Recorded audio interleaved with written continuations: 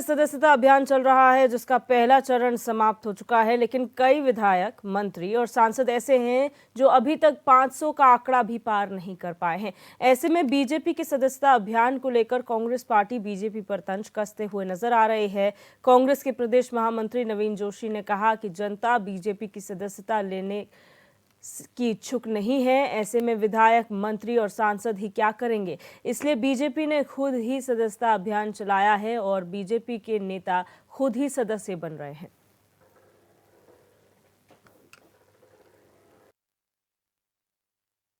देखिए, भारतीय जनता पार्टी के नेताओं ने अपने विधायकों को और मंत्रियों को सदस्यता अभियान का टारगेट दे दिया, लेकिन बेचारे विधायक भी क्या करें, मंत्री भी क्या करें।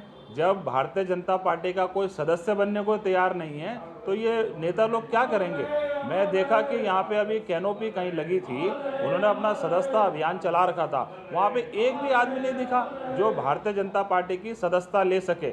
इसलिए बीजेपी के नेता खुद ही सदस्यता अभियान चला रहे हैं और खुद ही उसके सदस्य बन रहे हैं, कोई बाहर का आदमी नहीं बन रहा। इनके जो विधायक हैं, इनके मंत्री हैं, मुख्यमंत्री हैं, हालांकि प्रधानमंत्री वो दोबारा से सदस्यता ले रहे हैं। और हमारे संवाददाता हिमांशु गौड़ हमारे साथ लाइव जुड़ चुके हैं। हिमांशु, लगातार यहाँ पर सदस्यता अभियान भारतीय जनता पार्टी का चल रहा है, एक चरण समाप्त हो चुका है, दूसरा चरण शुरू होने वाला है, लेकिन इसी बीच ये भी कहा जा रहा है विपक्ष द्वारा कि यहाँ पर सदस्य कोई बनना नहीं चाहता, खुद ही सदस्यता अभियान भी चला रहे हैं, खुद ही सदस्य बन रहे हैं। आखिर माजरा क्या है? जी बिल्कुल, देखिए भारतीय जनता पार्टी का सदस्यता अभियान जो 2 सितंबर से शुरू हुआ था और 25 सितंबर इसका पहला चरण रखा गया था। ऐसे में तमाम जो नेता हैं, क्योंकि भाजपा एक लोकतांत्रिक पार्टी मानी जाती है और एक कार्यप्रणाली, भाजपा की कार्यप्रणाली ये है कि प्रत्येक 6 साल में पार्टी की सदस्यता जो है वो अपने आप में शून्य हो जाती है और उसके बाद स्टार्टिंग से जो है नए सदस्यों को इसमें जोड़ा जाता है और शून्य से ही पार्टी की सदस्यता की शुरुआत होती है। इसमें चाहे तमाम नेता हों, मंत्री हों, विधायक हों, पूर्व विधायक हों, वर्तमान में पदाधिकारी हूँ, तमाम लोगों को जो है पार्टी संगठन से जुड़े लोगों को शुरुआत से ही भाजपा की सदस्य रिन्यू करानी पड़ती है और वही प्रणाली आजकल चल रही है, वही कार्यक्रम आजकल चल रहा है जिसको भाजपा संगठन महापर्व का नाम दे रही है। और ऐसे में विपक्ष लगातार इस संगठन महापर्व को लेकर सवाल उठा रहा है कि किस प्रकार का ये संगठन महापर्व है, लोग कैसे भाजपा की सदस्यता लेंगे जब उनके नेता और विधायक खुद ही अपने आप में जो पहले से भाजपा की सदस्यता जिनके पास है, जो भाजपा से विधायक हैं, जो भाजपा से सांसद हैं, जो भाजपा से मंत्री हैं, वो खुद ही कैसे भाजपा की सदस्यता ले रहे हैं। इसको लेकर कहीं ना कहीं विपक्ष लगातार हमलावर है और क्योंकि विपक्ष का ये कहना है कि तमाम आरोप हो, बलात्कार के आरोप हो, भ्रष्टाचार के आरोप है, तमाम जो आरोप हैं वो भाजपा के नेताओं पे लगे हैं और ऐसे में कौन आखिरकार भाजपा की सदस्यता लेना चाहेगा। जी, यहाँ पर जिस तरह से सदस्यता अभियान चलाया जा रहा है, भारतीय जनता पार्टी का जो लक्ष्य है उसको किस तरीके से हासिल किया जाएगा? क्योंकि कई विधायक, सांसद ऐसे हैं जो अभी तक 500 का आंकड़ा भी पार नहीं कर पाए, यानी कि लक्ष्य तो अब पार करना बहुत दूर की बात है, एक मिनिमम अमाउंट भी यहाँ पर नहीं पूरा हुआ है। तो ऐसे में क्या आगे की रणनीति रहेगी? बिल्कुल, जहाँ तक लक्ष्यों की बात रही तो केंद्रीय नेतृत्व ने जो लक्ष्य तय किया है 21 करोड़ सदस्य और इस हिसाब से अगर हम माने कि 2024 जो इलेक्शन हुए, लोकसभा इलेक्शन हुए थे, उसमें उसका जो वोट प्रतिशत भाजपा को पड़ा था उसका 75% लोगों को यहाँ पर लक्ष्य रखा गया है कि पार्टी की सदस्यता लाई जाए। और राज्य के परिप्रेक्ष्य में मैं बात करूँ तो यहाँ पर 20 लाख सदस्यों को जोड़ने का लक्ष्य भाजपा ने रखा था। जहाँ तक रही बात विधायकों की तो प्रत्येक विधायक को 10-10 हज़ार सदस्य जोड़ने का लक्ष्य भाजपा ने दिया था। तमाम नेताओं को अलग अलग लक्ष्य दिए थे, लेकिन कहीं ना कहीं अब जो नेता हैं, विधायक हैं, वो उस लक्ष्य को प्राप्त नहीं कर पाए हैं। 1000 के आंकड़ा छूना कहीं ना कहीं कठिन विधायकों को हो रहा है और ऐसे में संगठन ने, क्योंकि विगत कुछ देर पूर्व ही बैठक की थी, समीक्षा बैठक सदस्यता अभियान की थी। अब सदस्यता अभियान का क्योंकि दूसरा चरण 2 अक्टूबर से संभवतः शुरू होना है और ऐसे उसको लेकर तैयारियां पूरी कर दी गई हैं कि किस प्रकार से जो लक्ष्य है उसको हासिल किया जाए, किस प्रकार से अधिक लोगों को जो है भाजपा की सदस्यता दिलाई जाए, किस प्रकार लोगों तक भाजपा की जो है विचार पहुँचाए जाए, किस प्रकार मोदी जी के विजन को जो है लोगों तक पहुंचाया है। ऐसे तमाम नीतियों पर यहाँ पर समीक्षा बैठक हुई थी और अब देखने वाली बात होगी कि जो दूसरा चरण सदस्यता अभियान का होगा उसमें भाजपा कितने लोगों को लक्ष्य के साथ पाती है और कितने लोग जो हैं वो पार्टी की सदस्यता ग्रहण करते हैं। जी, बहुत शुक्रिया हमारे साथ जुड़ने के लिए हिमांशु और तमाम जानकारी साझा करने के लिए। और बढ़ते आगे रुक करेंगे उत्तर प्रदेश के गोरखपुर से बड़ी खबर का, जहां मुख्यमंत्री योगी के गोरखपुर दौरे का आज दूसरा दिन है। ये बड़ी खबर आपको बता रहे हैं। डेयरी उत्पाद संयंत्र का लोकार्पण करेंगे सीएम। जीआईडीए क्षेत्र के 48.24 एकड़ में फैली है ये योजना, जिसका लोकार्पण आज मुख्यमंत्री योगी आदित्यनाथ के द्वारा किया जाएगा। ये बड़ी खबर आपको गोरखपुर से बता रहे हैं, जहां पर आज उत्तर प्रदेश के मुखिया योगी आदित्यनाथ के गोरखपुर दौरे का दूसरा दिन है और आज भी कई कार्यक्रम उनके प्रस्तावित है, जिनमें से डेयरी उत्पाद संयंत्र का लोकार्पण कार्यक्रम महत्वपूर्ण है। जीआईडीए क्षेत्र के 48.24 एकड़ में ये योजना फैली हुई है, जिसका लोकार्पण मुख्यमंत्री करेंगे।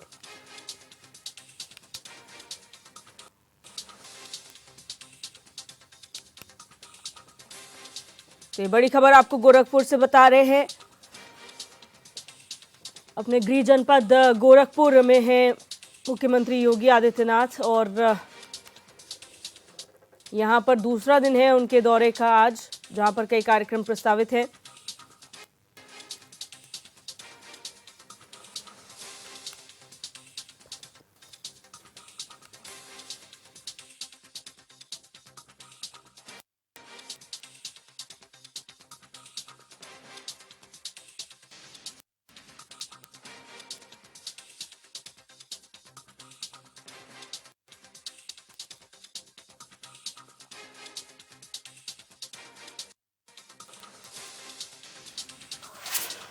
और अब रुक करेंगे अयोध्या से। बड़ी खबर है अयोध्या से, जहां पर भदरसा में गैंगरेप का मामला सामने आया है। सपा नेता मोहित खान की मुश्किलें इस मामले में बढ़ गई है। मोहित खान पर पूरा कलंदर पुलिस ने गैंगस्टर एक्ट लगा दिया है। मोहित के नौकर पर भी गैंगस्टर एक्ट लगाया गया है। ये बड़ी खबर आपको बता रहे हैं।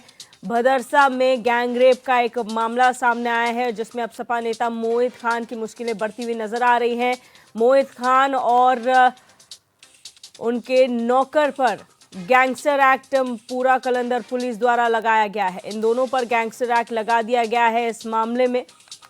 तो गैंगरेप का ये मामला है, जिसमें मोहित खान जो सपा नेता है, उनकी मुश्किलें बढ़ गई हैं।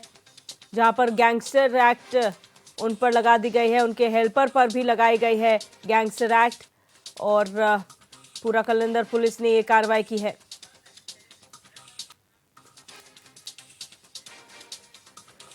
और शैलेंद्र सिंह हमारे संवाददाता हमारे साथ फोन लाइन पर जुड़ चुके। शैलेंद्र, क्या पूरी जानकारी है मामले में? कब का ये मामला है जिसमें अब गैंगस्टर एक्ट लगा है मोहित खान पर? देखिए, ये मामला जो है अभी जो गैंगरेप का मामला है, पिछले लगभग 2 महीने से मामला चल रहा है, जिसमें जो है 30 तारीख को सुनवाई भी होनी है और लगातार ये मामला यहाँ पर कह सकते हैं कि बहुत तेजी से उछला था। जिस तरीके से कार्यवाही भी हुई है अब तक, जो सरकार के द्वारा और प्रशासनिक कार्यवाही हुई है, उसके बाद पुलिस अब जो है गैंगस्टर एक्ट जो है लगा चुकी है। दोनों अब जो आरोपी हैं, हालांकि वो दोनों आरोपी अभी तक जेल में बंद हैं। इसके पहले जो है उनकी कुछ जो है दुकानें थी, उनको जमीरोज किया गया था और अब यह मामला निकलकर सामने आया। तो कहीं ना कहीं यह कह सकते हैं कि जो दोनों आरोपी हैं, लगातार उनकी मुश्किलें बढ़ती जा रही हैं और 30 तारीख को जो अब तक जानकारी सूत्रों से मिली है कि जो आरोप पत्र था वह भी पुलिस ने दाखिल कर दिया। तो कोर्ट में कहीं ना कहीं आरोपियों की मुश्किलें लगातार बढ़ती हुई नजर आ रही हैं और जो है इस दौरान ये गैंगस्टर एक्ट का मामला भी सामने आया है। जी बहुत शुक्रिया शैलेंद्र जानकारी के लिए।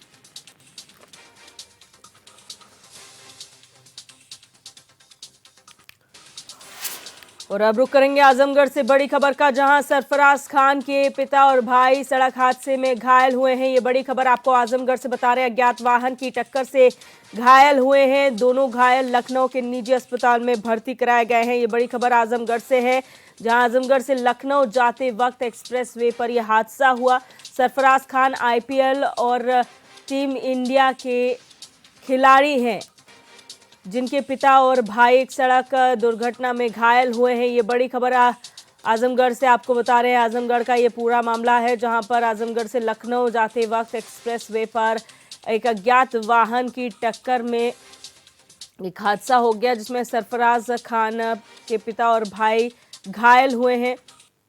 और आपको बता दें, सरफराज खान आईपीएल टीम और इंडियन क्रिकेट टीम के खिलाड़ी हैं।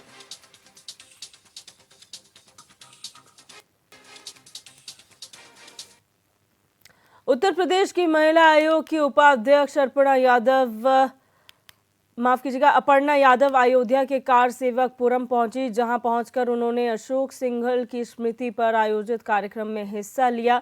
वहीं कार्यक्रम को संबोधित करते हुए अपर्णा यादव ने कहा कि अयोध्या एक पावन धरती है, यहां आकर उन्हें हमेशा अच्छा लगता है। उन्होंने कहा कि 500 वर्षों के संघर्ष के बाद राम मंदिर का निर्माण पूरा हुआ, जिसके लिए सेवकों को धन्यवाद है। साथ ही कार्यक्रम के दौरान अपर्णा यादव ने राहुल गांधी पर भी जमकर हमला बोला। उन्होंने वो कार्यक्रम बहुत अच्छे से देखा नहीं। उसमें जो है, अगर उद्योगपतियों को बुलाया गया तो उद्योगपति, पहले तो मैं पूछना चाहती हूँ, क्या देश का हिस्सा नहीं है? दूसरी बात, जब जो है आदरणीय प्रधानमंत्री जी, जिन लोगों ने इस मंदिर को बनाया था, उन पर फूलों की वर्षा करी है स्वयं। पहली बार ऐसा इतिहास में हुआ है। उनके घर में से तो 3-3 प्रधानमंत्री थे। कोई एक आदमी बता दीजिए जो सेवकों के कभी, जिन्होंने पैर धुले हों, कभी उन पे फूलों की वर्षा करी हो। और जिस तरह से लोगों का स्वागत अभ्यागत हुआ, उसमें क्या अयोध्या की जनता इन्वॉल्व नहीं थी? बिल्कुल इन्वॉल्व थी। पूरा एक जगह उनको दिया गया था। हाँ, व्यवस्था के कारण, जो देखिए प्राइम मिनिस्टर का एक प्रोटोकॉल होता है। हम ये कहते हैं, अमेरिका का जब प्रेसिडेंट आता है भारत या कहीं भी जाता है, तो उसका तो हम बड़ा वो करते। राहुल गांधी तो चीन के भी प्रधानमंत्री से मिलने चले गए थे। तो मैं तो समझती हूँ कि ऐसे देश को भटकाने वाले भाषण दे करके और जो है लोगों का कुछ नहीं कर पाएंगे। सीतापुर बिस्वा नगर के बीजेपी नगर अध्यक्ष का एक वीडियो जमकर वायरल हो रहा है, जिसमें नगर अध्यक्ष पंकज गुप्ता एक कार्यक्रम के दौरान बीजेपी कार्यकर्ताओं को दलाल बनकर पैसा कमाने का प्रशिक्षण देते नजर आ रहे हैं।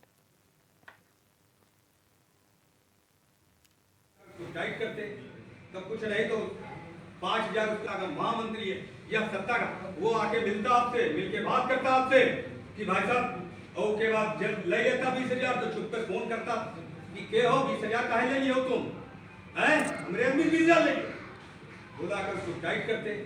तब कुछ नहीं तो 5,000 उसको वापस कराते, तुम 10,000 वापस कराते, 10,000 ले लेता, 10 में 1,000 खर्च तुमको भी मिल जाता। सिस्टम है ये। और वक्त यहाँ चला एक छोटे से ब्रेक का। जल्द हाजिर होंगे कुछ और खबरों के साथ।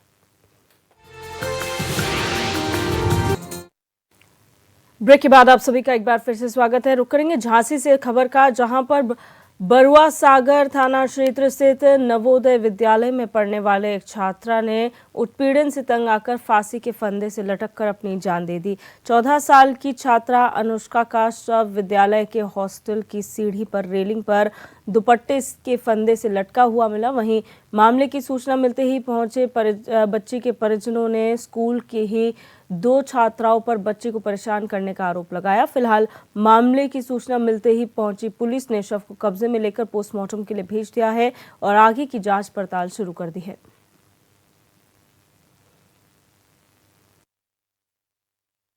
अब हमें बुरा तो लगे, जिसकी बच्ची को कष्ट हो तो उसके माँ बाप को कहाँ गम।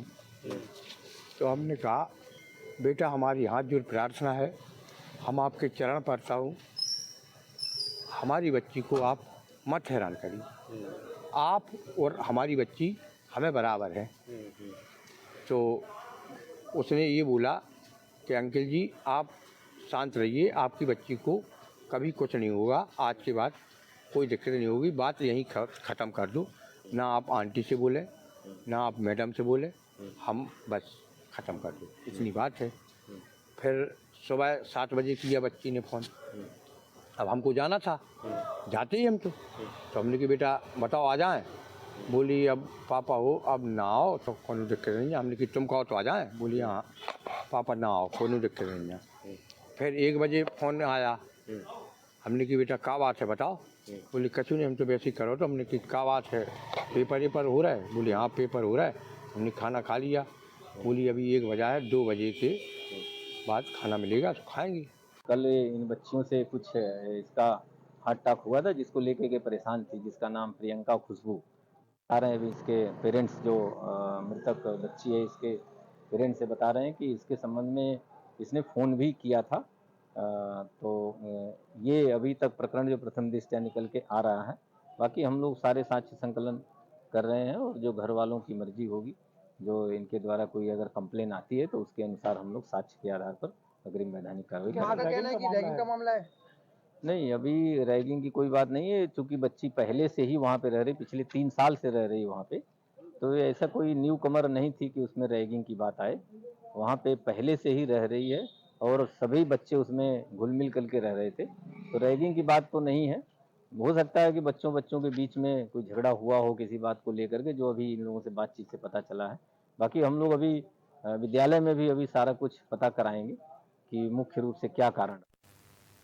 संभल के स्थापना दिवस के अवसर पर जिला मुख्यालय बहजोई में स्थित बड़ा मैदान में जिलाधिकारी राजेंद्र पेंसिया की अध्यक्षता में संभल कल्की महोत्सव की शुरुआत हुई। इस मौके पर डीएम ने जिले के लोगों को स्थापना दिवस की शुभकामनाएं दी। साथ ही बताया कि 7 दिन तक चलने वाले कार्यक्रम में कई विभागों की सरकारी योजनाओं की जानकारी प्रदान की जाएगी और शाम के वक्त सांस्कृतिक कार्यक्रमों का भी आयोजन किया जाएगा।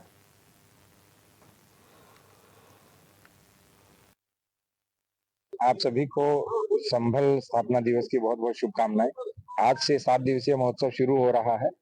शुरुआत पीएम सूर्य घर योजना और पीएम कुसुम योजना से होगी। इसके बाद प्रधान सम्मेलन और ग्राम विकास और पंचायती राज विभाग की योजनाओं का सम्मेलन होगा। उसके बाद शाम को मालिनी अवस्थी मैम के साथ जो हमारे फोक सिंगर हैं उनके साथ इसका सांस्कृतिक संध्या का आरंभ होगा। तो ये 7 दिन तक कार्यक्रम चलेंगे, जिसमें प्रथम 3 शिफ्ट में हमारे विकास से संबंधित विभिन्न प्रकार के सम्मेलन, गोष्ठियां और कार्यक्रम होंगे और संध्या में जो अंतिम शिफ्ट है उसमें सांस्कृतिक कार्यक्रम होंगे। तो कार्यक्रम की जो 7 दिन चलेगा उसमें विशेषता क्या क्या रहेगा? उसमें हमारे जो प्रत्येक विभाग है उनकी प्रदर्शनी आप देख रहे हैं, पीछे भी लगी हुई है सभी विभागों की। उसके अतिरिक्त यहाँ पे जो एनजीओज हैं उनको भी हमने इनवाइट किया कि आप भी अपनी कोई प्रदर्शनी लगाना चाहते हैं या कुछ यहाँ बताना चाहते हैं तो बताएं। उसमें आशा सम्मेलन है, शिक्षक सम्मेलन है, मिशन शक्ति से संबंधित सम्मेलन है, किसान सम्मेलन है, पत्रकार गोष्ठी है। उसके साथ साथ कवि सम्मेलन, कैलाशा खैर जो कैलाश खेर है उनका जो कैलाशा बैंड है उसके साथ एक प्रस्तुति होगी और हरियाणवी, राजस्थानी, बुंदेलखंडी, इन सभी जो हमारे स्थानीय और लोक नृत्य हैं उनकी भी प्रस्तुति इस कार्यक्रम में होगी। और एक बहुत विशेष कार्यक्रम है ब्रज उत्सव और कृष्ण नाटिका। पिछले 2 दिनों से जिले में हो रही भारी बारिश और नेपाल के बांधों से छोड़ा जा रहा पानी की वजह से राप्ती, बूढ़ी राप्ती और बाणगंगा नदी खतरे के निशान से ऊपर बह रही हैं। नदियों के बढ़े जलस्तर की वजह से सिद्धार्थनगर जिले के ज्यादातर क्षेत्र इस वक्त पूरी तरह जलमग्न हैं।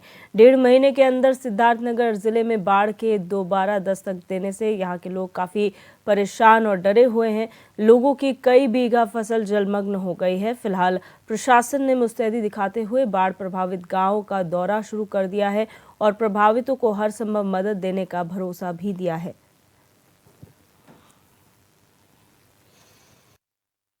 बाढ़ से भैया काल से पानी बरसा है, भूमि नहीं टूटा है।